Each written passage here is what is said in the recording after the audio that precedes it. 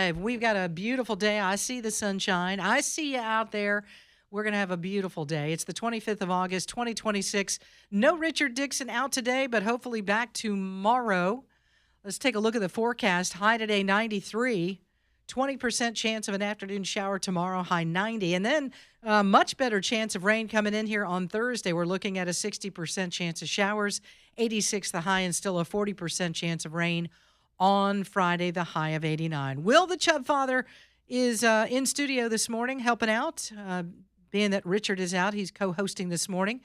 Steve West behind the glass, producing everything that you hear this morning, and you're going to get a chance to hear him.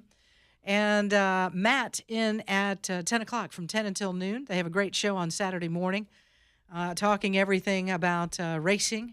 And so we're going to turn things over to them because Andrew is out, and then you'll hear a best of Andrew from noon until 2 today. Just trying to make some adjustments and fill all the gaps this morning. And we appreciate all you guys for what you do and being here. And we wish Richard the best. Get well, Richard, and now get well, Andrew. We got to get our guys, back in full swing again. All right, so we were talking a little bit about flock cameras. A lot of you texting in about that.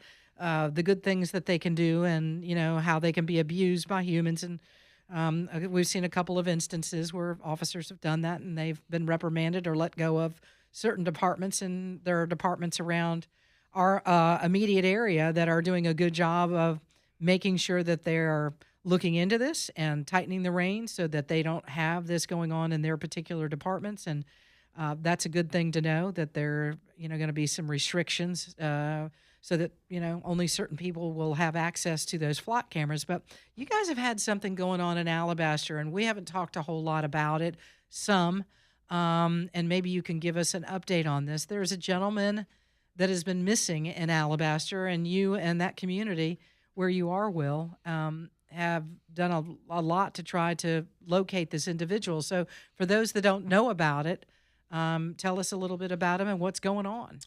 So my brother, Mr. Glenn, Mr. Mo, some people know him as I got to Alabaster. See, we've been open for 16 years. And anyway, dude has lived in Alabaster his entire life. He basically walks the same path each and every day. He has early onset dementia and some other issues, but if you see him, he's always got on bright safety gloves and a bright safety vest and a hat. That should be easy to locate, you would think. The last time that he was seen, he was wearing a large Evangel Christian baseball cap that had a giant E on the front of it, as well as blue jeans. If you go to the Chubb Fathers social media or the Alabaster Residence page or any of those things, there's stuff up all over the place. But yeah, he's been missing since 2 Thursdays ago now. Last seen around 7:20 by the Little Caesars Pizza, and he generally is in that Southbrook Village shopping center where our original location is. It's now the Crunch Fitness is what anchors that spot. If you want to help, if you want to donate flyers, if you just want to go pick up some flyers and spread them as far across the state as we can get them at this point, it's my personal belief that if he was in Alabaster, you would know it. We would have found him by this point. There are some reports of some other things. I won't speak on those because none of them have been confirmed, and I don't know for sure. That's probably best. But what I can tell you with 100% certainty, if you're willing to go help put some flyers out, we have moved the headquarters for kind of our local community search to the back room at Brother Paul's Barbecue. Mm-hmm. I've been there. We've been there on one of our wing runs. There are flyers there that you can pick up that have all the information, all of his details, and you just go put some up. We appreciate it. They're also still organizing search parties, and people are still out looking. All those things. Crime Stoppers of Alabama has offered up a reward. The FBI has been involved. There's a lot of people looking for this guy. Do you know, does he have family, or does he live alone and he's by himself most of the time? He does have family. He lives with some family. He has a brother that has some special needs that the family and God bless them, man. They have not really wanted to have their faces in the spotlight and be seen and do all the things. It's a hard thing. Like, this dude is so full of just unconditional love and inspiration that you can't help but to smile when you 67 see him. years old, Yeah. right? Goes by Mo, but his real name Glenn Spence. Mhm. I believe that's right. And missing since the 13th of August 13th. That was a Thursday. And as you said, lives along Simsville Road. Mhm. And many people have seen him walking and hanging out around the Southbrook Village Shopping Center near Crunch Fitness. That was kind of the last place, and nothing since. I mean, just kind of vanished into thin air.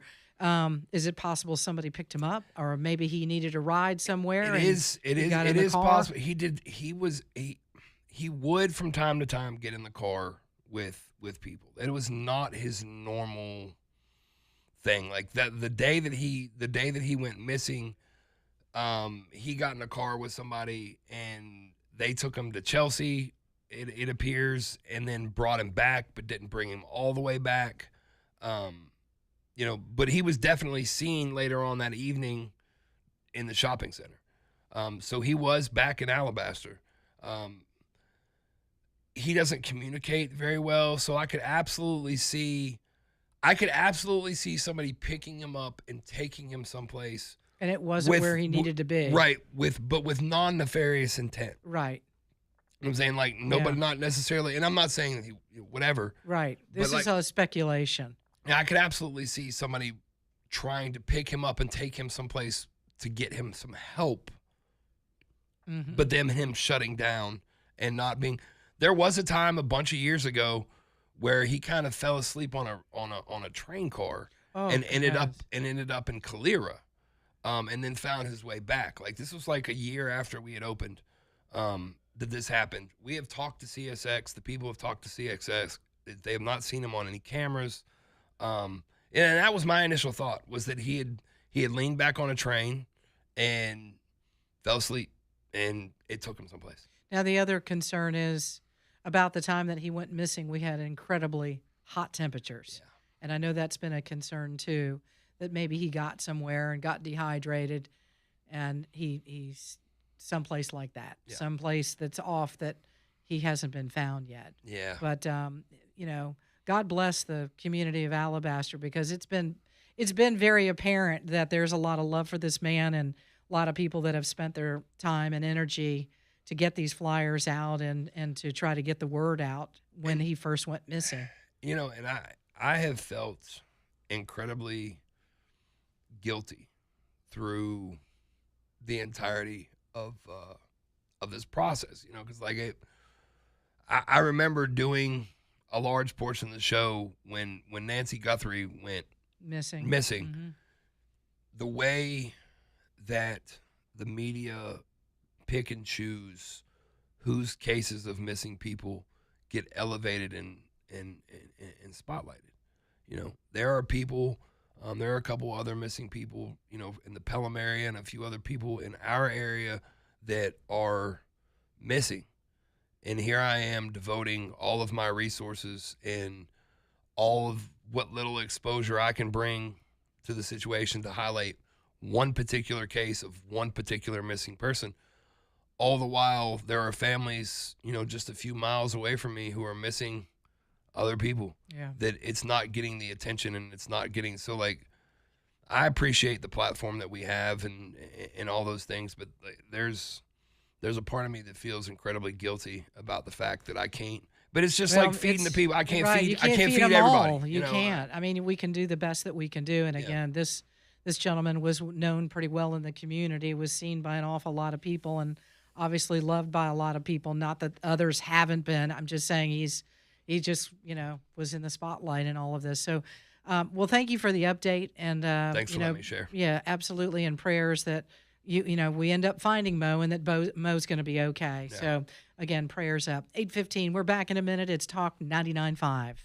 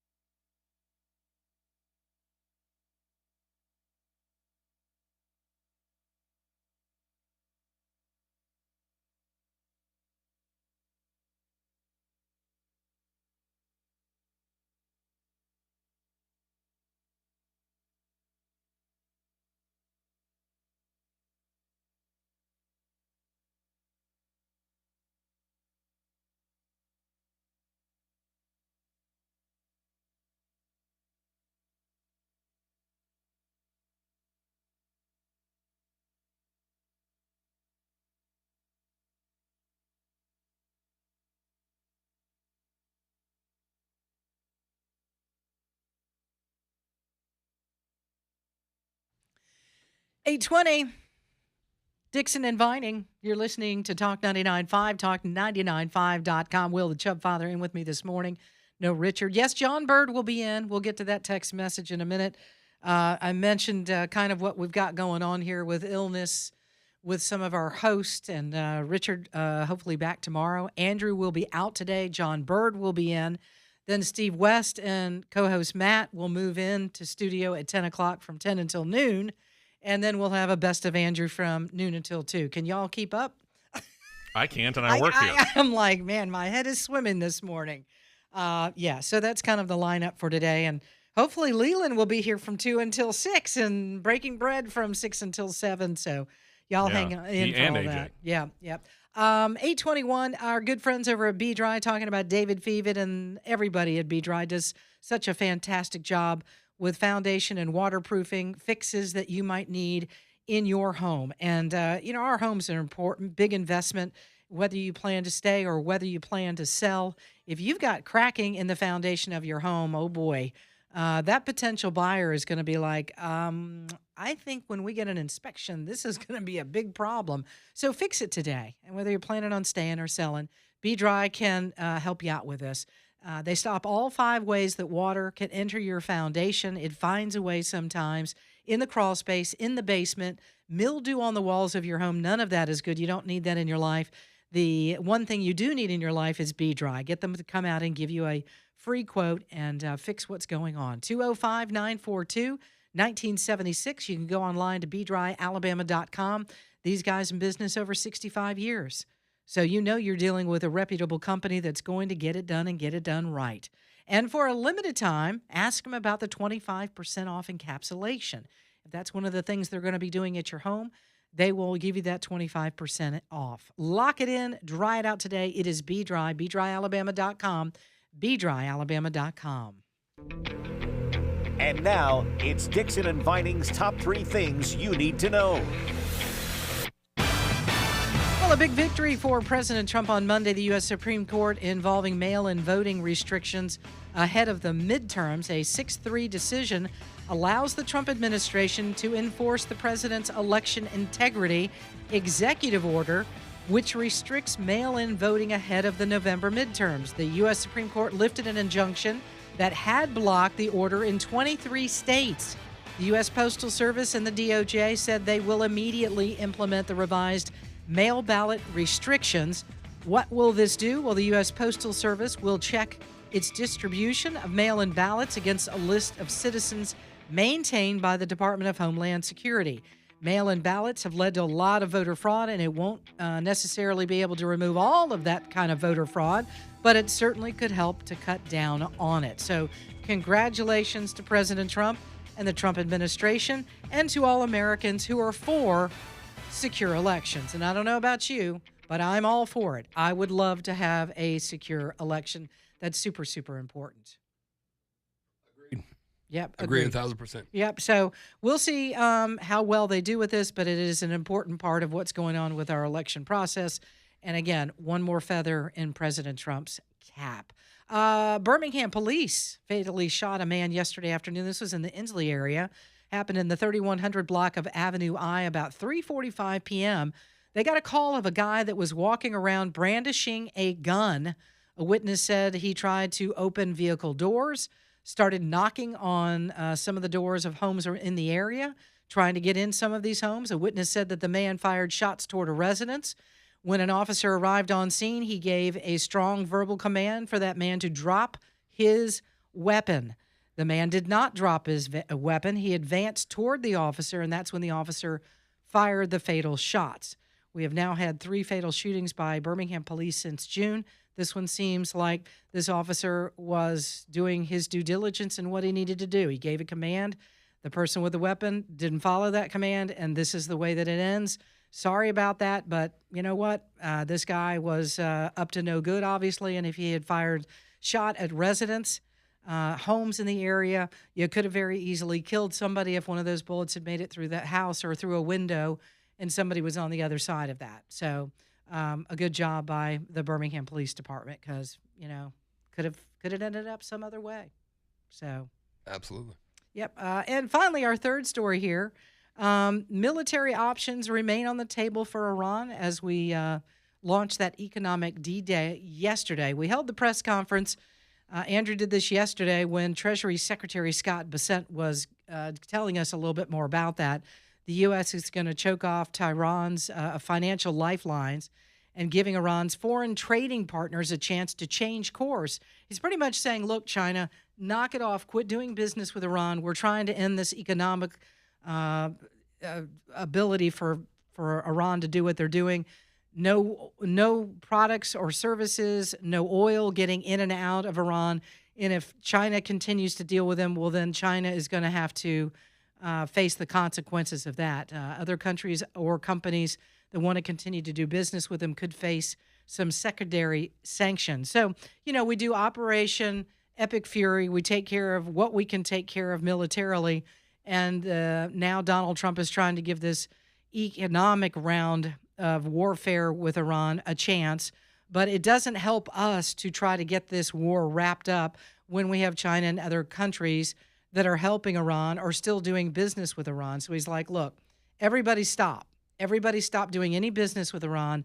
Let us try to end this. And this is the way we can do it pretty quickly because they have no military. They have no navy. They have nothing. Very few weapons left. If we can squeeze them economically, we may be able to wrap this up really, really quickly because they're already in a mess. So what's the difference in economic D-Day and all of the sanctions that have been levied for all of the years leading up to this point? And if we've had economic D-Day as a option on the table from the jump, and that was going to be the thing that did it, why didn't we do that first? Well, I think maybe Donald Trump was hoping that some of the negotiations behind the scenes, and we kept hearing that, we're trying to get a deal, we're trying to get a deal. He's trying to be diplomatic.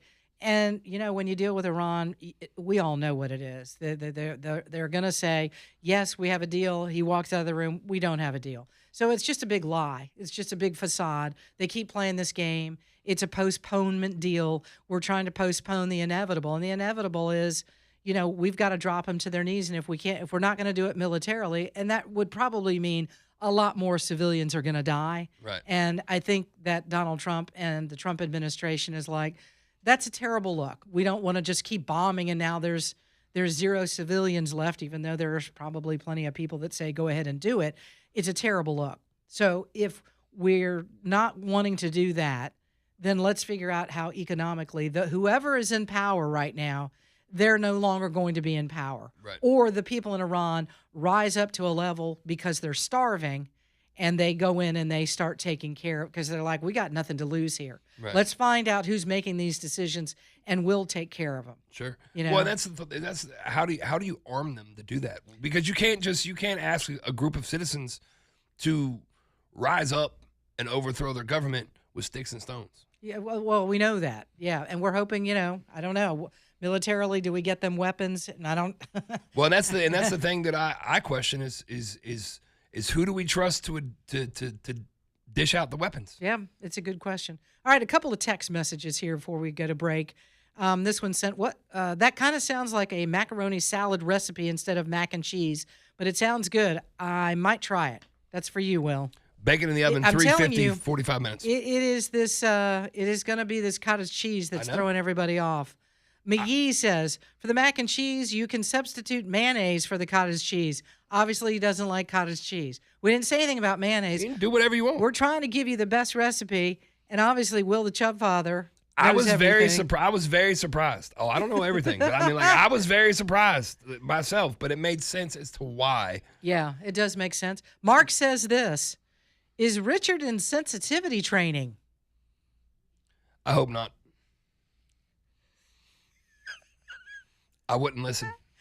Oh my goodness! I'm not Mary sure it would says, take either. Mary says Val didn't mention JB. Where's JB? He's coming. He'll be here at 10 o'clock. Hank says, Will, what is a good dry rub for ribs? Might get into that coming up.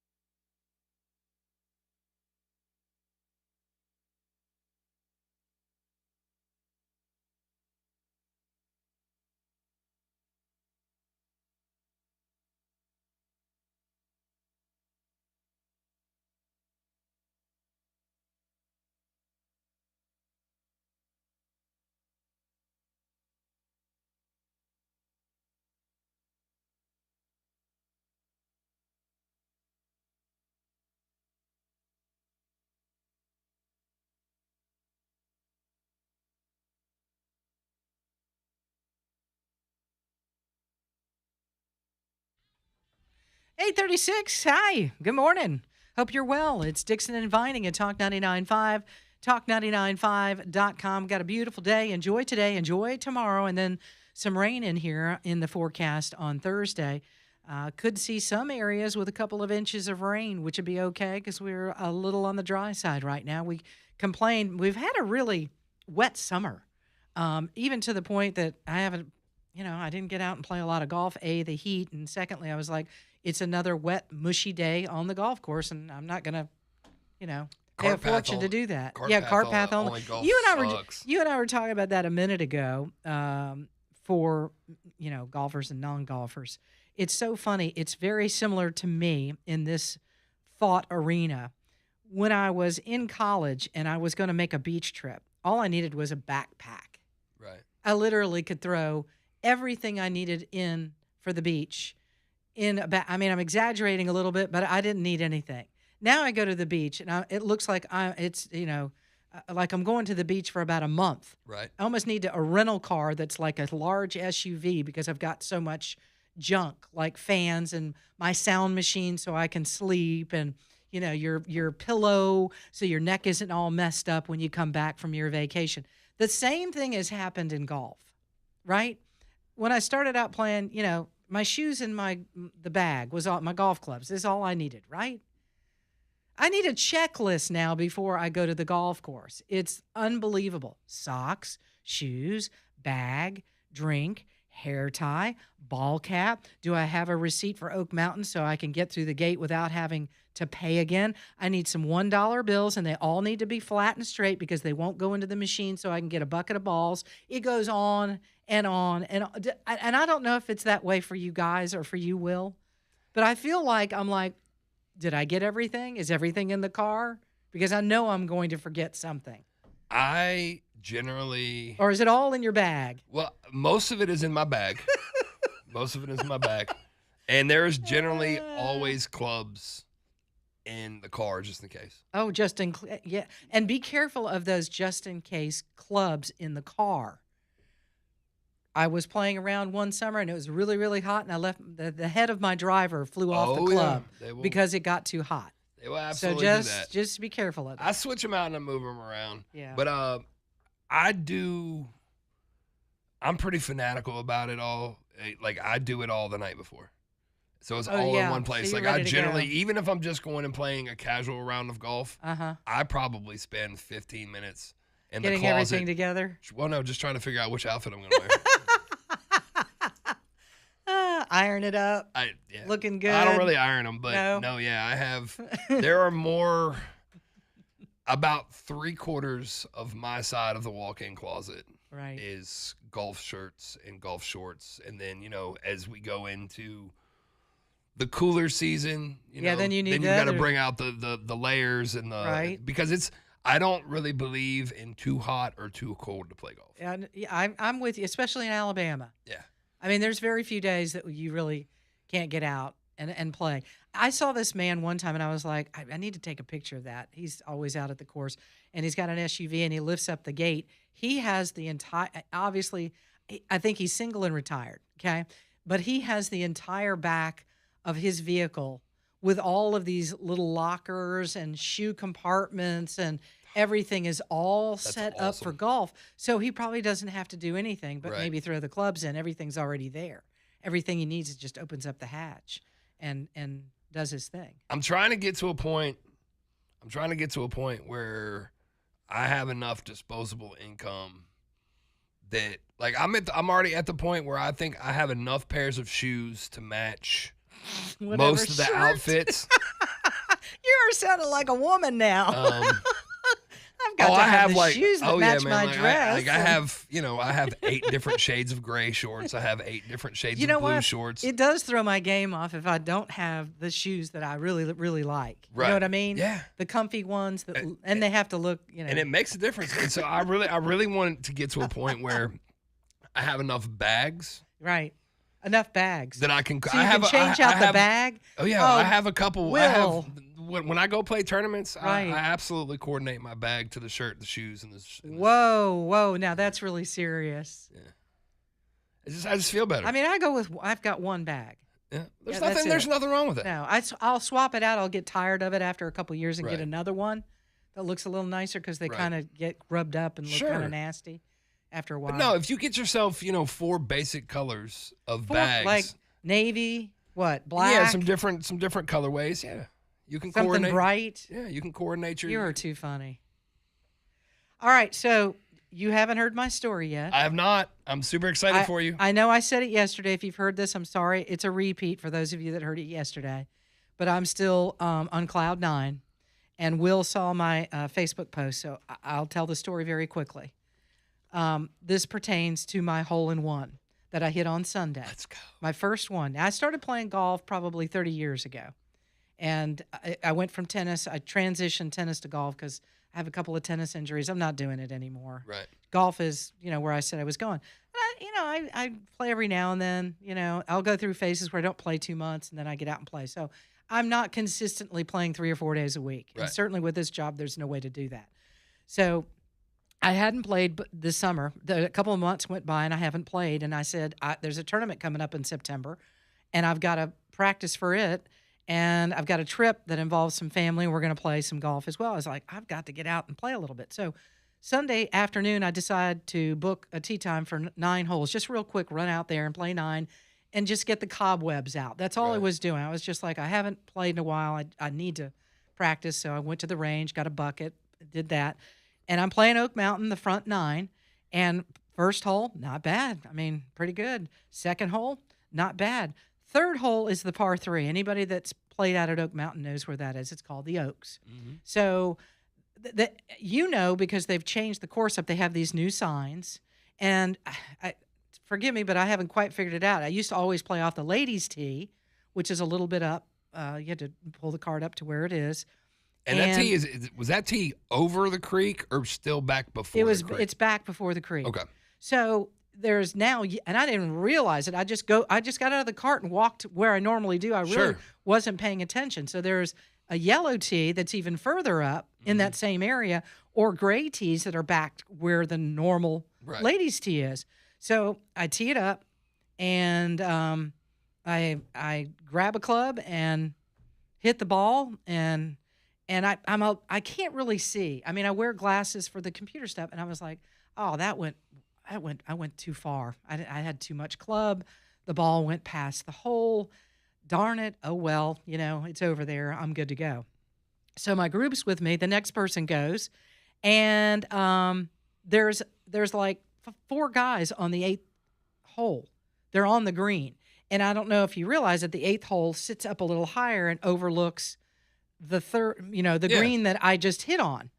And I hit, and I'm not paying attention. And all of a sudden, there's all this noise. These guys are going crazy on the 8th hole, and they're like, he's reaching down in the cup. He goes, yeah, hole in one. And I'm like, oh, well, good for them. And they're over, and they're waving like, hole in one. I was like, oh, congratulations. That's really awesome. You hit a hole in one, and we're just They're talking to you. And I'm like, why are they being so? I mean, it's exciting, yes, And then all of a sudden, here comes 2 guys in the cart. The music's blaring, and they're coming over, and I mean, they're making their way all the way over to the tee box in their golf cart. I'm like, what are these guys doing? He goes, yeah, hole in one. And we were like, we know, hole in one. Congratulations. He said, no, you hit a hole in one. I said, I did not. And he goes, yes, you did. He said, we saw it go in from up on the 8th green. And I was like, no way. I still didn't believe him. They were happy for you. They were happy for you, but they were just trying to make sure that they were one of the participants in the tradition of the beverages. Of the beverages. I left there real quick. I couldn't believe it. So I pulled the car up, go around. Sure as the world, it was in the cup. And I had no idea. I thought I blew past the hole. And listen, if there are golfers who are listening right now that in their brain are saying that it didn't count because you didn't play 18. Oh, no. You guys just shut up. Yeah, you guys need to stuff it. Just shut up. A hole in one is a hole in one. Exactly. Thank Shut you. up. Yeah. No one has said that to me yet until just now. So you just ruined it for me, Will. Just ruined it. It ain't ruined. I'm It's sorry. not ruined. Not. It's a hole in one. You hit It's a hole in one. fantastic. You hit a hole in one. I don't care whether you played Thank you, 120 Steve. holes I love you, or Steve. one hole. See, You hit a hole in This one is why on a he's golf my course. producer. Thank you. I was playing with a buddy in high school at Highland, like in its original iteration, and we had to leave to go to church. He pulled. It was like 85 yards. He pulled his putter and hit it off the tee with his putter, and it went in the hole. What in the And heck? we had to leave. We had to leave. That was the 9th, and we Oh, had no. to leave to get to church. And we went back the next day so he could finish his round. Because his dad was like, "That's not a hole in one. Oh, that's funny. Want to bet? You didn't play 9. You only Hey, You had a you played hole did in it one with with a a putter. putter. Good Yeah. heavens. What are we It's doing crazy. there? That is crazy. Anyways, so I have that story to tell That's so forever. awesome. That I had no idea that it I'm so really happy went into for the you. cup. Well, I would have loved to have like, and run Right. down to the hole and but I just stood there going, what? And those guys must have said, "The stupid women. They didn't even know. She didn't even know she hit a hole in one." Well, but that's how I felt. I You was and I like, talked about it yesterday. I know the hole you're talking about because I played it too, and I guarantee you could not see the fact that ball went in that No, hole. that was the hardest. You don't have that sight line. Of the 4 par 3s. That's the hardest That one. is absolutely the hardest. That's the hardest get. No. And I don't know no why question. it is. I don't know what because whether that- it's the that- layout or what it is. Well, first of all, it's long. Like from the back tees. It's like 191, I think. It's over 200 from the back. From the tees that I play from, the last time I played it, it was 198. Yeah. Is the way that it was playing. And I pulled the rangefinder up on the board. It says the gray is 190. That's not right. It's shorter than that. I think it was 154. Right. Is what we determined. So if you really want to use a rangefinder, know the right distance is what's on that board is not right. But it's So- there's that big bunker that protects it on the front left. Yeah. They usually have that pin is Behind either in it. the middle Yeah. or back or back left over that bunker. Yeah. Because of the trees down the left side, it's hard to bring it in left to right. There's trees down the right, so you can't bring it in from right to left. So you've really got to go just Straight. at it. And that's exactly what I did. And that's what makes it difficult because there's also a creek that runs behind it as well as the creek that runs in front of where the tee boxes are. Yeah. So no, it's very, when I saw that you got that hole in one on that par 3, like that made it that much more special to me for you because I know how Thanks, difficult Will. that hole is. He's making up for the 18-hole comment. Back in a minute, 8:49.